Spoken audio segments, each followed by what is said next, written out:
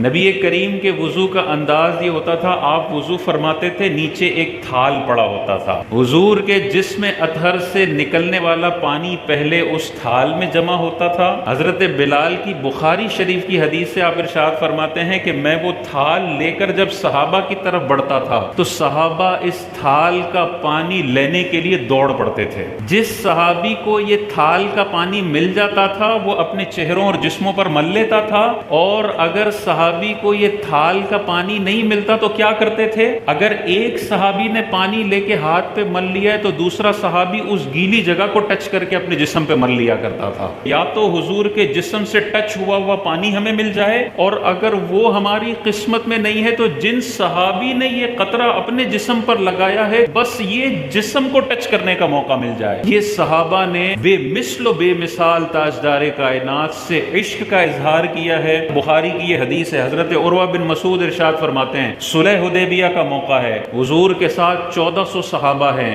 اس میں علی بھی ہیں، ابو بکر بھی ہیں، عمر بھی ہیں، عثمان بھی ہیں، جلیل القدر صحابہ ہیں۔ حضرت عروہ بن مسعود ارشاد فرماتے ہیں فواللہ، اللہ کی قسم، ما تنخم رسول اللہ صلی اللہ علیہ وسلم، حضور علیہ الصلوۃ والسلام جب بھی اپنا لعاب مبارک باہر نکالتے الا وقعت فی کف رجل منہم، تو وہ تھوک مبارک کا ایک ایک قطرہ ہمیشہ صحابہ کی ہتھیلی پر گرا کرتا تھا، اور ہتھیلی پر گرنے کے بعد وہ کیا کرتے تھے؟ فدلک بہا وجہہ وجلدہ، صحابہ اس تھوک مبارک کو لیتے اپنے چہرے پر ملتے اور اپنے جسم پر مل لیا کرتے تھے۔ وَإِذَا تَوَدَّعَ، اور جب حضور وضو فرماتے قَادُوا يَقْتَتِلُونَ عَلَى وَضُوئِهِ، تو حضور علیہ الصلوۃ والسلام کے جسم اطہر سے ٹچ ہوا پانی صحابہ لینے کے لیے ایسے آگے بڑھتے، ایسا لگتا تھا کہ بھگدڑ مچ گئی ہے، ایسا لگتا تھا صحابہ آپس میں لڑ پڑیں گے۔ کس کے لیے لڑ رہے ہیں؟ حضور کے جسم سے ٹچ ہوا پانی ہمارے ہاتھوں پر آ جائے۔